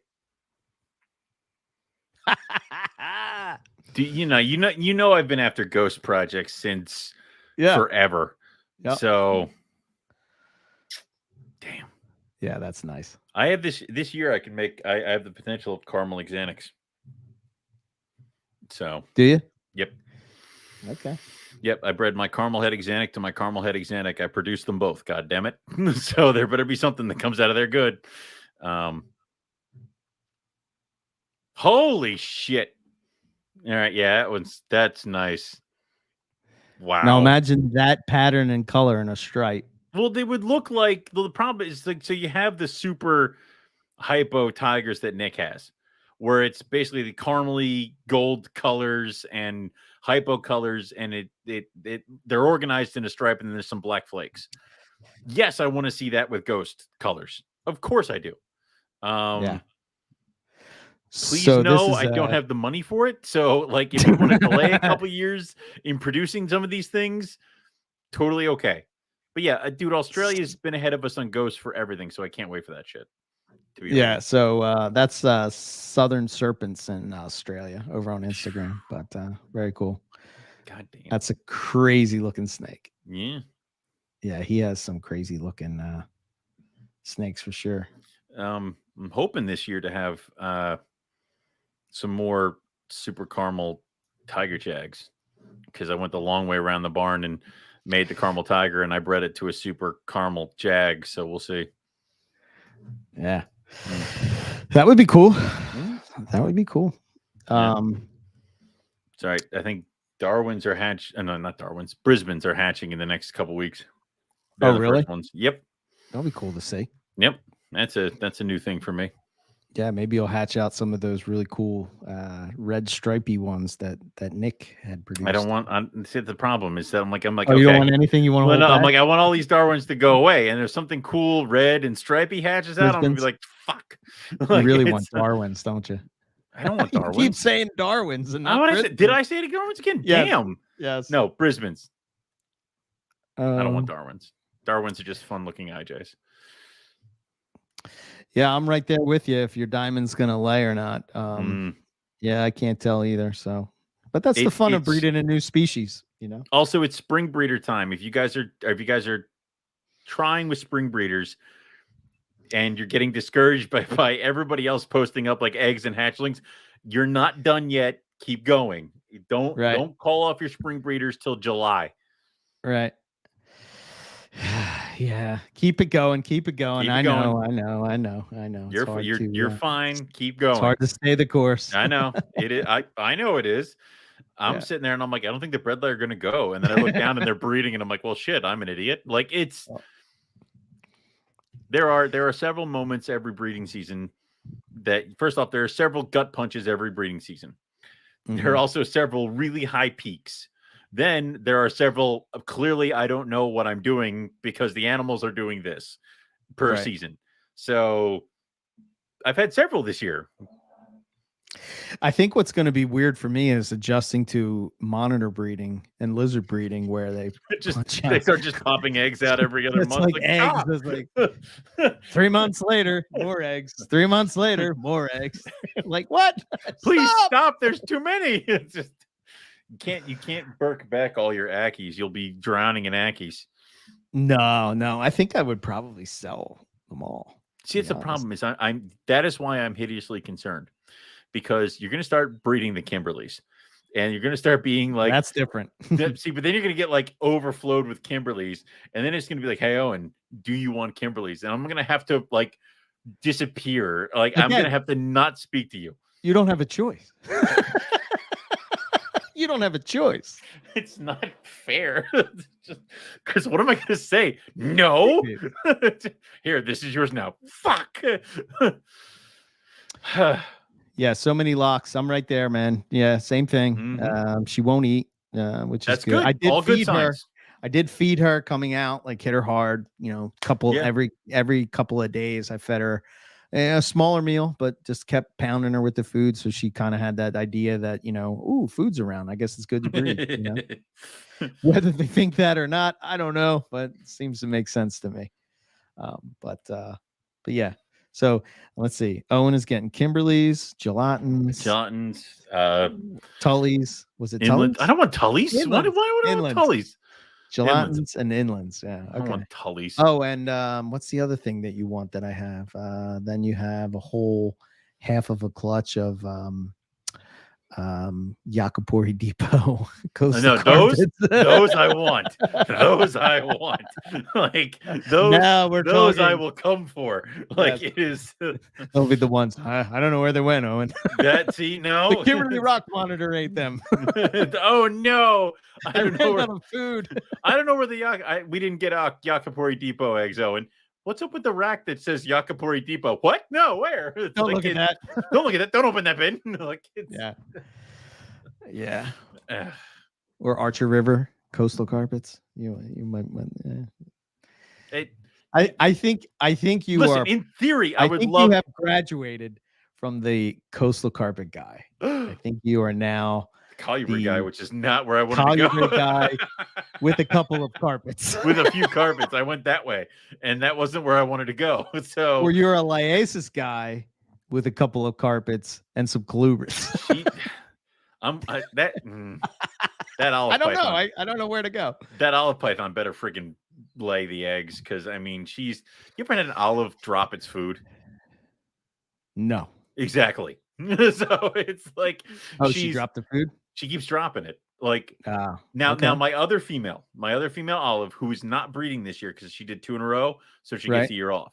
Right. She would eat, like, I'm pretty sure she ate a rat the day before she laid eggs.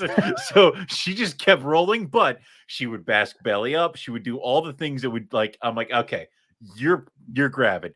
Right. This is this female's first year. She's thick as hell, and she keeps not eating and dropping the food. And I never actually saw a lock with them. So did she go down in temperature though? Like, yes. You took her down like, okay. Yep. I don't know, man. You seem to have, it was just like all these years. See, this is where I can't figure you out as a breeder. I can't figure you out. I was talking to Rob about this. I can't figure him out. I don't know what he's doing. He's just like, man. He's all over the goddamn place. Well, no, not that. It's like, you'll be like, we talk to all these people on MPR about how difficult olive pythons were, and like, you're just like, I'm just gonna do this, and then it worked. It didn't work the first time. No, right? It did not. Then you're like, I'm just gonna get them cold, and you just got them cold. Next thing you know, you're producing eggs. I'm just gonna freeze them. Like, So I can't figure out, like, do you sit down and you have like a master, like you're like thinking about it, or do you just really just fucking throw shit at the wall and whatever sticks? That's the one you got. Do you have like a collection of like things you throw at the wall that stick to the wall that have little sayings on it? Like, what?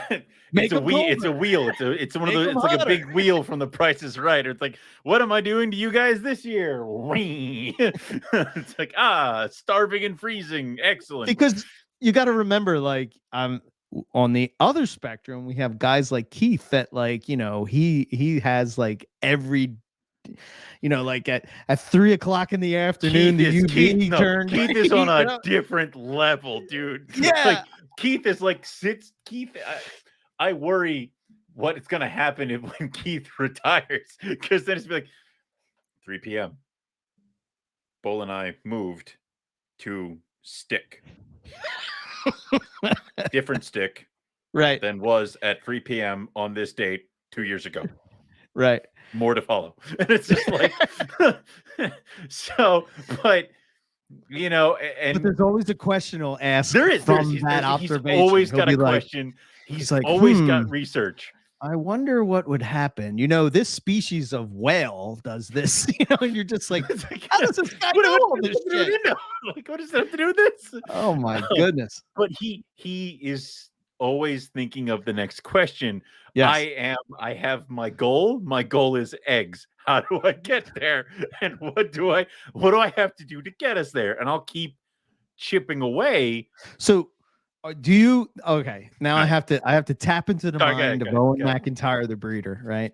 You think I would know this? Dangerous place to go. I don't even know what's going on there half the time. It's almost like Beyond the Wall and Game of Thrones. Yep. Like, yep. You know, there's wildlings out there. It's not safe for normal people out there. Yeah. There's the White Walkers are there. Not you good. got so much shit going on, you know. But do you, when you try to breed something, and the first, like, okay, so this year you tried to breed Timors. Did you do something different this year than you did last year? Yes, I did. So how did you come up with what you're going to do? So I didn't want to alter too much. So I didn't actually change what I did as far as feeding or temperatures with them. The only thing I did different was I gave them access to each other really, really early. I made the bridge and I opened it up for them. And I want to say they had access to each other from August. Okay. So August, September, October, November, during the starving, I would separate them for feedings, but then they go right back to each other and all this other stuff. So they always had access to each other. Okay. So in the past, you haven't provided access to them. Right. I did not put them together until And you put them together. Right. And I put them together. Okay. And we had those fun little interactions where, they'd separate for a week, maybe 2 weeks, and then they'd come back to each other. She'd move over there. Right now, because of just how it worked, she's in his cage and he's in her cage, and I block them off because I want them to actually eat more, because they would eat and then they'd get all excited and then somebody would throw up. So now I'm separating them so they can actually spend some time, and, she needs to put some weight on and other stuff like that. So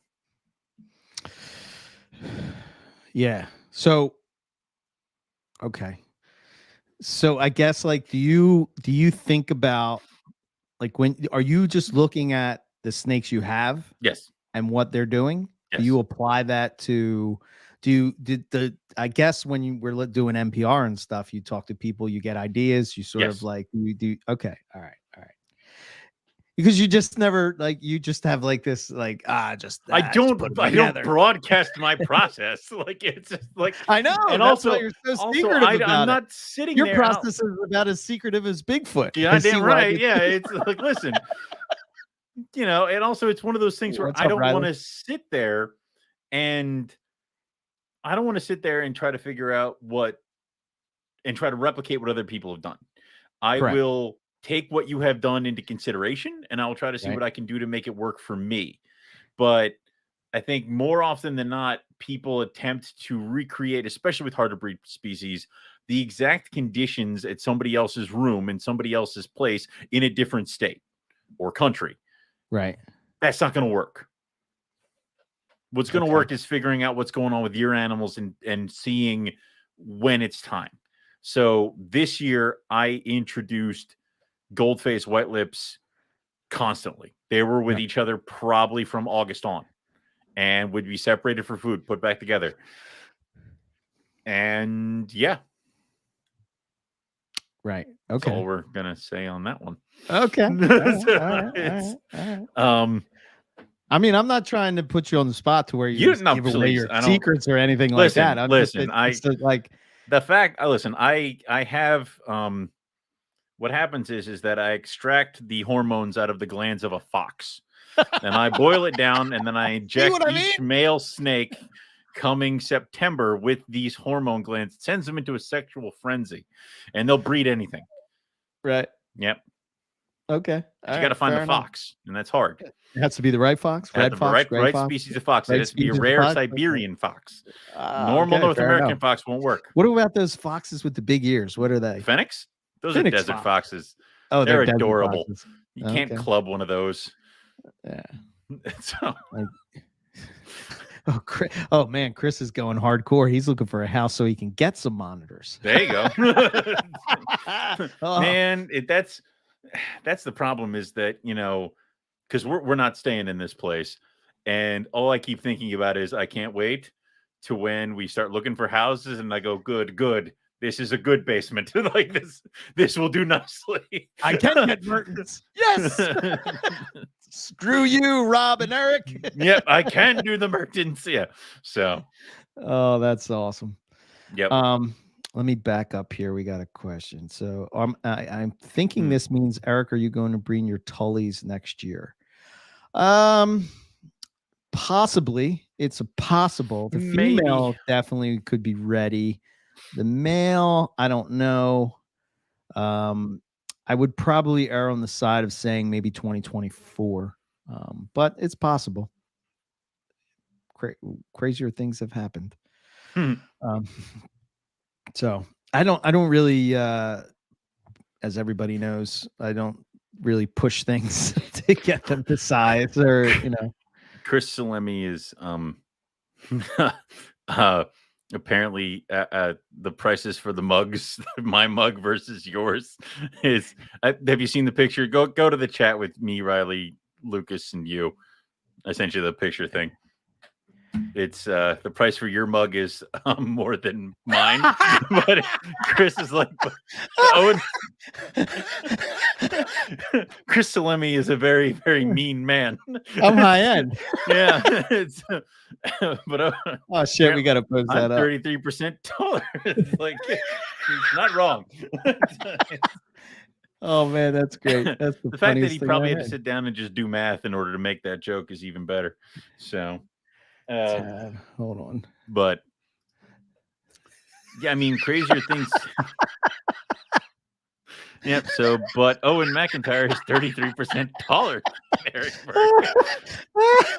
He's not wrong. It's just that your thing has more black on it. So, yeah. That's great. Oh, yep. Oh my god, that's good. Funny. Yeah, I love it.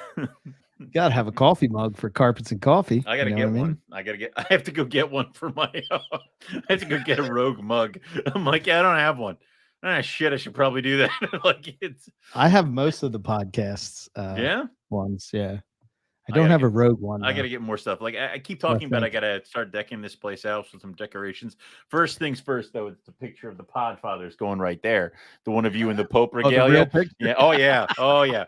It's going to autograph it for you? No. It's gonna be framed in some sort of gold filigree with the candle in front of it. It's gonna be great. So you know what's funny, right? When I was a kid, when I was like 6 years old, maybe I think I was like 6. I wanted to be the first Irish Pope, right? Which is the craziest thing ever. I don't know why. Anyway, I had this idea, right? So I was when I went to my mom's for Mother's Day, I was like, "Oh, Mom, I got the perfect picture. You'll be so proud of me." So I showed her the picture, and she's like, "What the hell is that?" I'm like, "Yeah, my friends love me." I was what the hell? Did you see what we posted up the pictures and what Nipper wrote? Like his question was how are you guys so dreamy? And I said, we don't drink tea. And he's like, how dare you, sir? Yes. Eric says he's going to warn me when you're over on this side of the ocean so I can hide. It's like, yeah. Shit, I'm trying to find that picture. Wait, hold on. What, the Pope? The Pope one. Yeah. That's again, that's the pic. That's your caller ID picture on my phone. Here it is. Yeah, here it is. Yep, the Podfather picture. It's he should have been like Marlon Brando or something. No, it's perfect. I mean? It's perfect. I want it this way. And then I started to look at it and I was like, shit, I look just like my grandfather.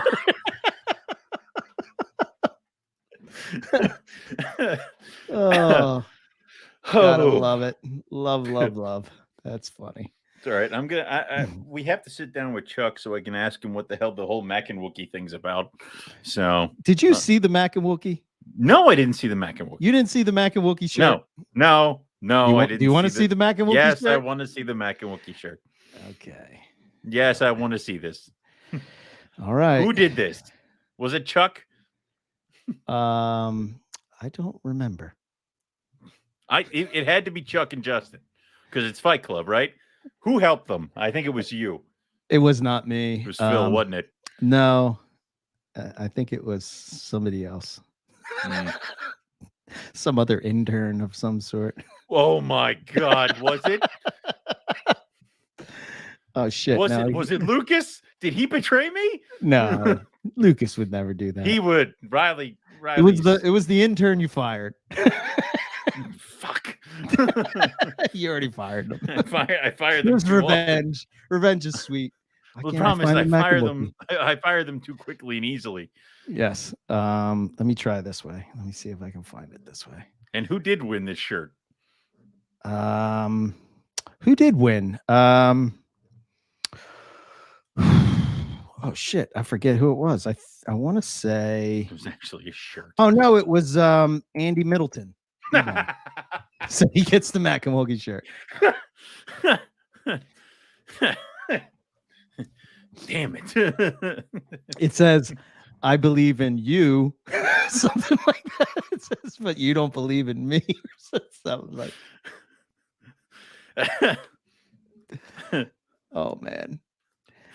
It's like your beard for perfectly fit. Really? Dude, it like perfectly fits you. Like so good, man. Really? I had to wait till you're in a good mood and share it with you because I knew if I caught you on the wrong day. And that's on a t-shirt. Yeah, but it's not like that. It's more black and white. What an asshole. Dude, your beard is perfect. That's insanity. Look at it. Who did this? That's the problem is that I can post up the picture of the Pope and you can have that peeking out from behind, like so it looks like I'm coming out of your door. Yeah. Right into your reptile room. Yeah. I believe in you.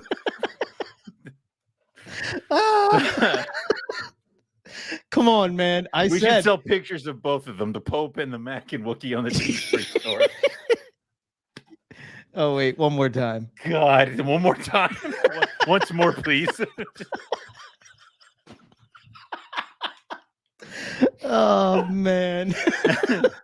Oh, that is so good. Just just horrible. Yo, you know people like you when they do stuff like that. Of course. God. Yeah.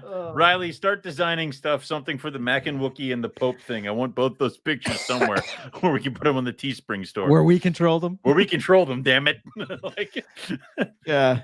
I think somebody should put like me, to get the real thing, like a Marlon Brando. No, that or just combine the pictures. Somehow put the Mac and Wookie and the Pope picture, have us together. Yeah, you could be sitting off the side of my chair. You could be here with your little microphone and I could be right next to you. Yeah. That's great. Oh my gosh. Now I'm sweating. And now it's time to end the show. I can't breathe anymore. Good Lord. I'm going back to the hospital. But so here's the other thing we were working on. We're doing the book club. Yep. And one of the things that we were thinking about is, do we when we're doing this, maybe we get put in a raffle either to win the book that we're talking about, or maybe we get one of our patrons to come on and talk to us with. They'll be one of the guests that would come on and talk to us. So they would get a copy of the book from us. The book. Yep. You would read it. And then you would come on and you would hang out with us. That'd be cool. So I thought that would be cool. Yeah, I wrote up a whole thing for Stolen World when we do that one. That's this Thursday. I'm prepared. Yeah, that's good. Because I am not. All right then. So Eric in the Pope car bubble. We've officially gone too far. No. So yeah. That's great.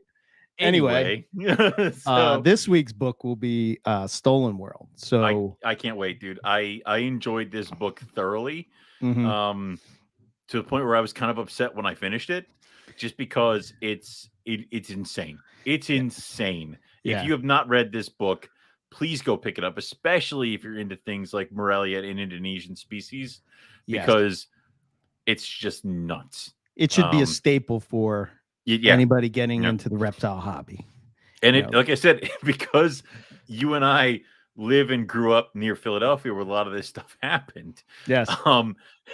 And also involved the Philadelphia Zoo in certain aspects, it did crush several, core childhood memories of Owen. Yes. Eric's those were easily destroyed. So it was like, oh God. So I didn't think that's what was going on there. Yeah. Dear Lord. So but it makes sense. It really does. And I was going to say, I talk about those behind, when I would go to reptile stores with my dad, you had to do this secret knock on the door, and you would go into the back of the reptile of the pet shop. And then all of a sudden you would be like in this world of like rattlesnakes and cobras and iguanas and, you name it, it was there. Yeah. Monitors. And think about it. How the one story that absolutely gets me is like, how stupid do you have to be to not realize that that's a field study animal that's been marked? like how fucking dumb are you? Like to be like, look at it. It looks like somebody painted it with blue. They did, you moron. Like it was just. Yeah. Can you put it on the books? You put it on King Snake.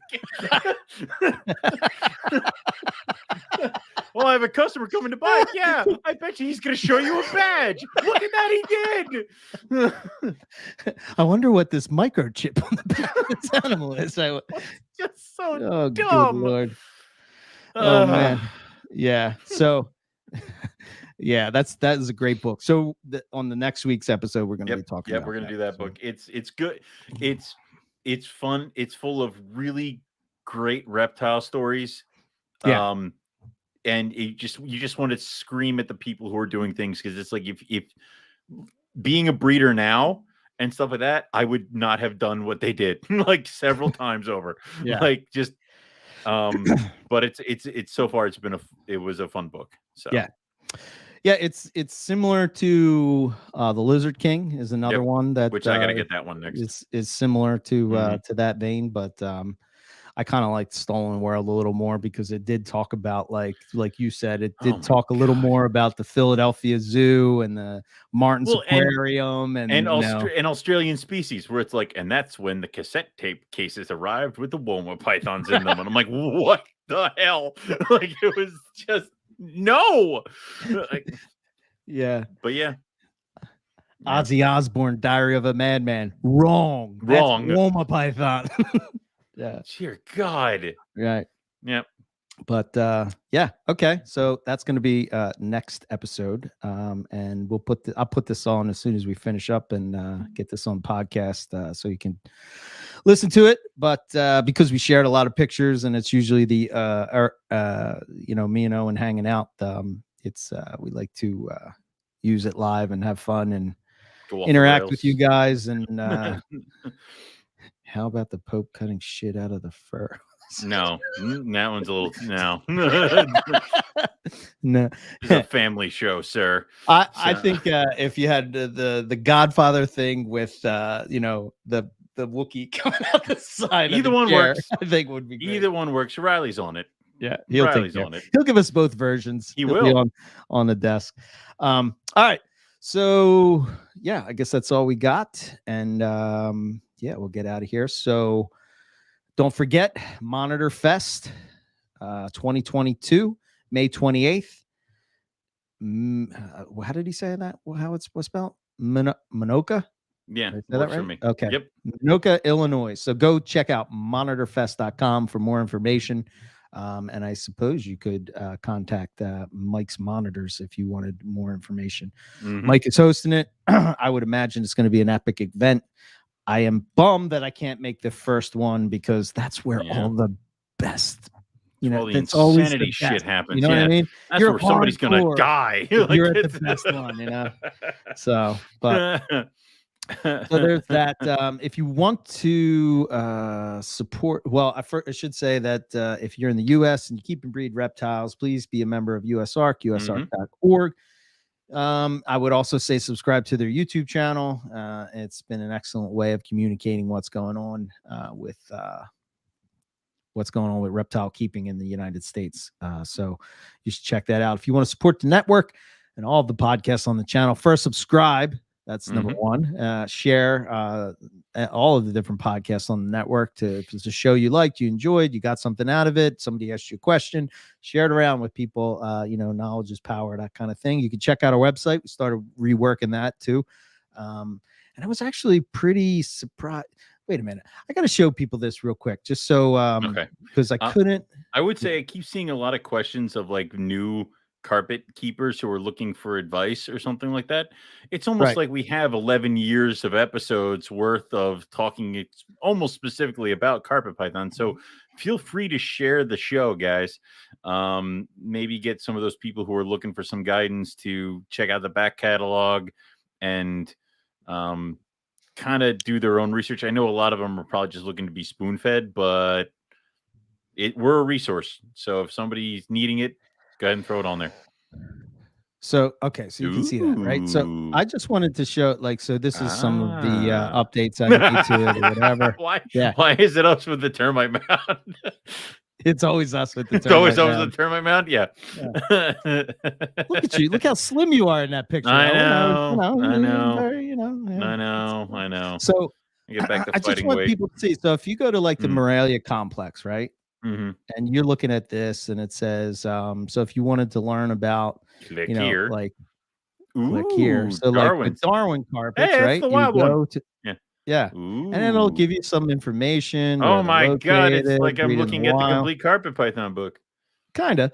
Okay. Then if you're interested in morphs, and again, this isn't all completely done 100%, but let's just say that you want to talk about jags or whatever. Here's the story of the jag. And then you want to see there's all the crosses and subspecies, right? Yeah. And then here's all the combos. Ooh. That are up to date. That we know that we got pictures of at this point. Yeah. Correct. And then tigers the same way. There's some crosses. Here's some of the tiger types that we talk about. Right? Yeah. Here's some of the combos to date. Obviously I have to update the Hypo tiger now that it's a super Hypo tiger. Just add to it because I like the Hypo tiger. Yeah. Damn. But I don't know. I just want people to see, because I don't know if people go to see this. I would say it's much better looking at it on the on the computer. Yeah, on the computer. The desktop thing. And then we got our trips, which I get it. I still have to go in and do this, but the idea is all our trips and pictures are going to be up here of all the trips that we took. Speaking of which, I need your trip to some highlights from your trip to Arizona, because I don't want it to just be trips that I was on. So I got you. But I'll shoot those over to you. Or I'll make one of the interns do it. Lucas, send the stuff to Eric. Yeah. And then there's just all the podcasts there that you can listen to if you wanted to. They're all there for you to listen to. And one more thing. And then we got the library. Yeah. The library. We got the books that we talk about. And obviously which one? This one? No, that one. Yes. The Australian python with the Ruffy on it. Yeah. Oh, you don't have this? No. I have two of them. I'll give you one. God damn it! Thank you. Yeah, I'll give it to you. No problem. Sweet. It's kind of old and falling apart a little bit. It has a rough scale python on it. Yeah, that's a good book, man. That's a real good book. And then one more thing that we're sort of getting going is like a blog type thing that we're going to work on. This is all these old blogs will probably be gone, but anyway, I just wanted to. I figured since. If people have questions, feel free to link them to the site if you feel like they're a newbie or something and need some direction. So he said, Eric, are you standing on a rock in the termite mound? No, in echidna. No. We found him in echidna to stand on. Yeah. I don't know. Is the Short Tail podcast on here? Yeah, I think so. Hold on, let me see. If not, that's his fault, April, not mine. It's right there. Yeah. Strictly Shorties. It's right there. Oh, maybe she's talking about the to listen to it. Let me see. I might have to add that feed in. Now that I'm thinking about it. Watch it find out there's a limit or something on feeds. Nope, it's not. So I gotta put it in there. Yep. Oh, I gotta no. Yeah. Good call. Good call, April. Nice catch, April. Right. Keeping us honest. So yeah, check out the check out the website. That's sort of like our home base type of thing. And then you can email us at info@moreliapythonradio.com. Check out our Instagram as we're trying to do that at MPR Network. The other thing that we were saying is that if you hatch out something cool you want us to share, or you're excited about a clutch and you want us to hit it up, just put hashtag MPR 2022 breeding season, and we'll be able to follow that, and we'll be able to see, especially now that you guys are, everybody's going to start getting hatchlings and stuff like that soon. Just go ahead and hit it. MPR 2022 breeding season. Right. Yep. What else do we got?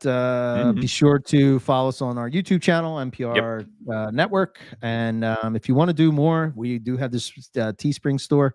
And the link is over on the website that you can get to. It's also in the show notes that you can get to it from there.